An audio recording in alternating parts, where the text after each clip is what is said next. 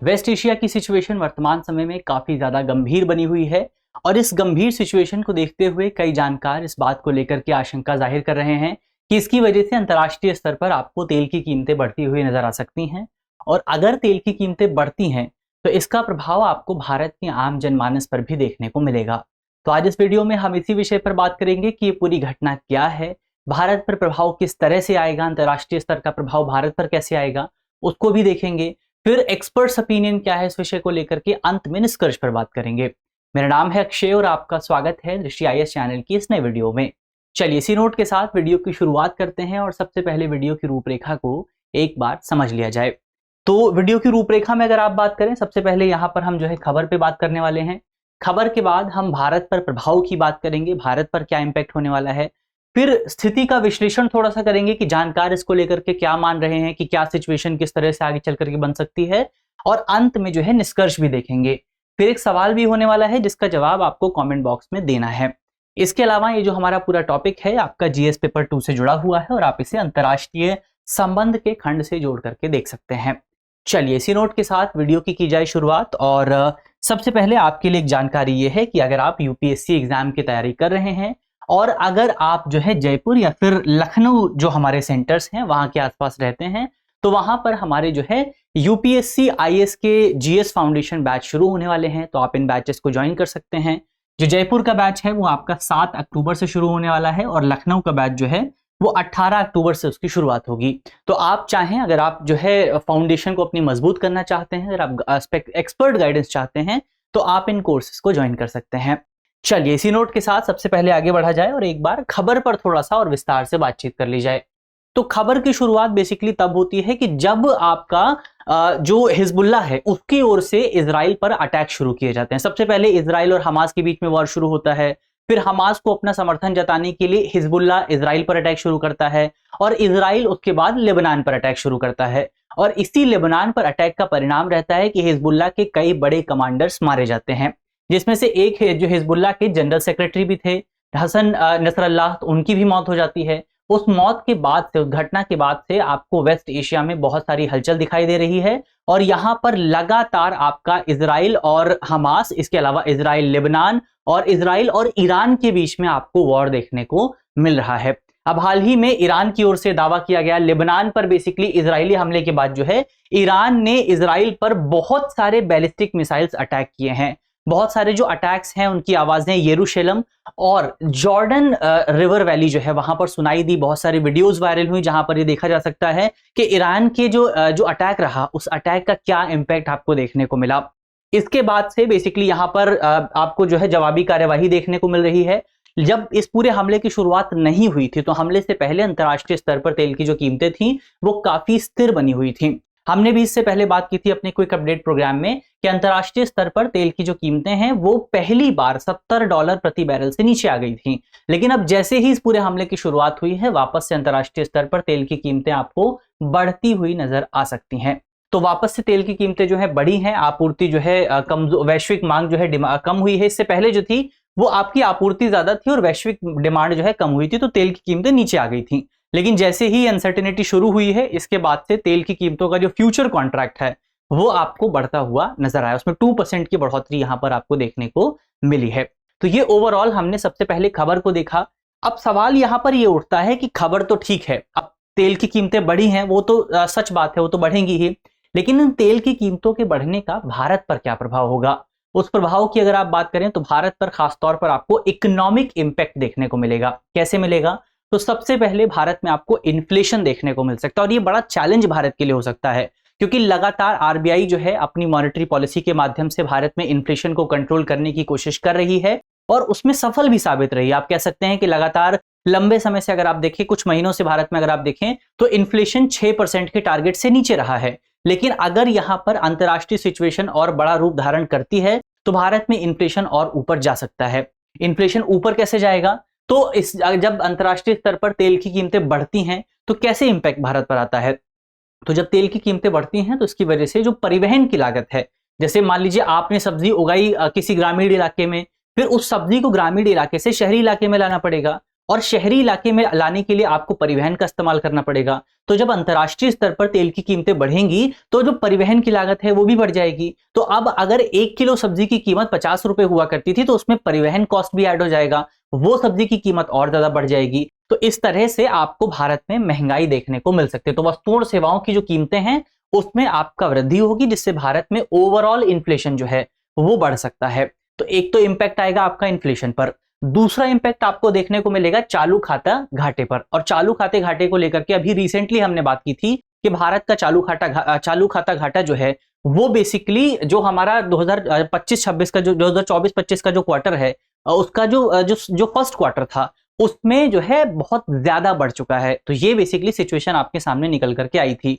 और अगर ये घटना होती है, अगर ये घटना और ज्यादा बढ़ती है तो भारत का जो करंट अकाउंट डेफिसिट है वो और ज्यादा बढ़ सकता है। क्यों बढ़ सकता है? क्योंकि हमने देखा भारत अपनी ऊर्जा जरूरतों का 80% हिस्सा जो है वो दूसरे देशों से आयात करता है। तो अगर बेसिकली यहां पर तेल की कीमतें बढ़ेंगी तो भारत को आयात बिल जो है, यानी कि भारत जो तेल मंगाता है उस तेल मंगाने के लिए भारत को जितना खर्च करना पड़ता है वो खर्च भी बढ़ जाएगा, जिससे भारत का चालू खाता घाटा भी बढ़ जाएगा। तो एक तो ये इंपैक्ट हुआ, पहला आपका इन्फ्लेशन पर इंपैक्ट होगा, दूसरा करंट अकाउंट डेफिसिट पर इंपैक्ट होगा, तीसरा भारतीय रुपए पर आपको इंपैक्ट देखने को मिलेगा और भारतीय रुपए का डिप्रिसिएशन हो सकता है, भारतीय रुपया जो है और कमजोर हो सकता है। तो ये चीज आपको यहां पर देखने को मिलेगी। और ऐसा इसलिए होगा क्योंकि बेसिकली जब आयात बिल बढ़ेगा तो भारतीय रुपए का मूल्य ह्रास होगा, क्योंकि आयात बिल बढ़ने का मतलब यह है कि भारत जो है वो डॉलर में ज्यादा खर्च कर रहा है, यानी डॉलर की जो सप्लाई है, आप कह सकते हैं डॉलर की जो डिमांड है वो डिमांड बढ़ रही है, भारतीय रुपए की डिमांड यहां पर कम होगी। और जब ऐसा होता है तो भारतीय रुपया और ज्यादा कमजोर हो जाएगा, क्योंकि भारतीय रुपए की डिमांड कम हो रही है और डॉलर की डिमांड बढ़ रही है। तो भारतीय रुपए का डिप्रिसिएशन भी यहां पर आपको देखने को मिलेगा। फिर सरकारी ट्रेजरी पर भी आपको इंपैक्ट देखने को मिलेगा, सरकारी खजाने पर भी इंपैक्ट होगा, क्योंकि अंतरराष्ट्रीय स्तर पर जब तेल की कीमतें बढ़ती हैं तो सरकार क्या करती है कि उन कीमतों को रेगुलेट करने के लिए, खासतौर पर क्योंकि महंगाई का जो मुद्दा है, तेल का जो मुद्दा है वो भारतीय इकोनॉमी के साथ साथ भारतीय राजनीति से भी जुड़ा हुआ है। तो जब तेल की कीमतें बढ़ती हैं तो राजनीतिक जो छवि है पार्टियों की वो छवि भी कमजोर होती है। तो ऐसे में सरकार अक्सर तेल की कीमतों को मैनेज करने के लिए, वो बफर जोन क्रिएट करने के लिए आप कह सकते हैं कि सरकार तेल की कीमतों पर सब्सिडी प्रदान करती है। तो जब तेल की कीमतें बढ़ती हैं तो सरकार अपनी सब्सिडी भी बढ़ा देती है, क्योंकि वहां पर एक कुशन प्रदान करना है। और जब तेल की कीमतें कम होती है तो सरकार अपनी सब्सिडी को कम कर देती है, तो सरकार को फायदा होता है। तो ऐसे में अगर तेल की कीमतें बढ़ती हैं तो सरकार को अपनी सब्सिडी भी बढ़ानी पड़ेगी, और अगर सरकार की सब्सिडी बढ़ेगी तो इससे सरकार का जो खजाना है उस पर आपको इंपैक्ट देखने को मिलेगा। तो ये ओवरऑल कुछ प्रभावों की हमने बात की, जो प्रभाव आपको भारतीय अर्थव्यवस्था पर देखने को मिल सकते हैं इस पूरी वेस्ट एशिया की सिचुएशन की वजह से, पश्चिम एशिया की सिचुएशन की वजह से। अब यहां पर एक बार हम देखते हैं स्थिति का विश्लेषण कर लिया जाए। तो जो कई एक्सपर्ट्स हैं उनका यह मानना है कि वर्तमान समय में जो सिचुएशन आपको देखने को मिल रही है वो सिचुएशन पूरी तरह से अस्थायी है, टेम्पररी है। और इस सिचुएशन में मुख्य तौर पर आपके जो भू राजनीतिक चिंताएं हैं वो बड़ा इंपॉर्टेंट रोल प्ले कर रहे हैं, और यहाँ पर डिमांड और सप्लाई का कोई बड़ा फैक्टर नहीं है। और कोई चीज टेम्पररी, या आप कीमतें जो होती हैं वो आपका टेम्पररी तब रहती हैं जब उसमें सप्लाई और डिमांड का कोई इंपॉर्टेंट रोल नहीं रहता है, और परमानेंट तब होती हैं जब सप्लाई और डिमांड का भी उसमें रोल आपको देखने को मिलता है। तो क्योंकि यहां पर सप्लाई और डिमांड का कोई ज्यादा रोल नहीं है, यहां पर ज्यादा रोल आपको इंटरनेशनल जियोपॉलिटिकल सिचुएशन का मिलेगा, तो इसकी वजह से इस पूरी सिचुएशन को जो है आप थोड़ा सा टेम्पररी सिचुएशन की तरफ देख सकते हैं। और कई एक्सपर्ट्स का यह कहना है कि जो वर्तमान समय में तनाव है उस तनाव की वजह से तेल की कीमतें ज्यादा से ज्यादा $3 से $4 प्रति बैरल जो है बढ़ सकती हैं। इससे ज्यादा इंपैक्ट यहां पर देखने को नहीं मिलने वाला है। हालांकि यहां पर एक चीज जिसको लेकर के चिंता जरूर जाहिर की जा रही है वो ये है कि अगर ईरान इस तनाव को और ज्यादा बढ़ाता है, अगर ईरान जो है इस पूरे युद्ध में प्रत्यक्ष तौर पर शामिल होता है, क्योंकि ईरान ने हमले तो कर दिए हैं, अब क्या यहां पर ईरान और ज्यादा इन्वॉल्व होता है वो डिसाइड करेगा कि ये सिचुएशन कितनी ज्यादा गंभीर होने वाली है। तो अगर ईरान यहां पर इन्वॉल्व होता है तो ईरान जो है वो बेसिकली आपका हरमुज स्ट्रेट जैसी जो मार्ग है उन मार्ग्स को ब्लॉक कर सकता है, क्योंकि ईरान वहां पर सबसे करीब आपको मिलेगा। तो ईरान इन एरियाज को ब्लॉक कर सकता है, यहां से जो जहाज गुजरते हैं उनको निशाना बना सकता है, जिसकी वजह से तेल की आपूर्ति खतरे में आ सकती है और अंतरराष्ट्रीय स्तर पर आपको एक सप्लाई चेन डिसरप्शन देखने को मिलेगा, जिसका प्रभाव भारत में महंगाई के तौर पर आप देख सकते हैं। तो ये ओवरऑल स्थिति का विश्लेषण हुआ। अब स्ट्रेट ऑफ हरमुज भी यहां पर देख लिया जाए कि ये है कहां पर, तो ताकि जो है आपका मैप का सिचुएशन थोड़ा सा और क्लियर हो सके। तो ये आपका पूरा वेस्ट एशिया वाला रीजन है, यहां पर आपका ईरान मौजूद है, ईरान आपने यहां पर देखा, और ये आपका जो है पर्शियन गल्फ है। और पर्शियन गल्फ बेसिकली ये जो पूरा इलाका है जो आपका गल्फ ऑफ ओमान है और जो पर्शियन गल्फ है, इन दोनों को आपस में जोड़ता है स्ट्रेट ऑफ हर्मुज। तो ये जो आप छोटा सा इलाका देख रहे हैं इसको कहा जाता है स्ट्रेट ऑफ हर्मुज। तो Strait of Hormuz Persian Gulf और गल्फ ऑफ ओमान को आपस में जोड़ता है और यूएई यानी कि यूनाइटेड अरब अमीरात और ईरान को आपस में अलग करता है। तो ये वाला पूरा रीजन आप देखेंगे, ये जो पूरा रीजन है ये ईरान और सऊदी जो यूएई है उसको अलग कर रहा है। अब यहां पर आप देखें तो इस रीजन, ये पूरा जो रीजन है वो आपका ऑयल रिच रीजन है। यहां से जहाज जो निकलते हैं ऑयल वाले जहाज वो आपका पूरी दुनिया में जाते हैं, भारत में भी यहां से आते हैं।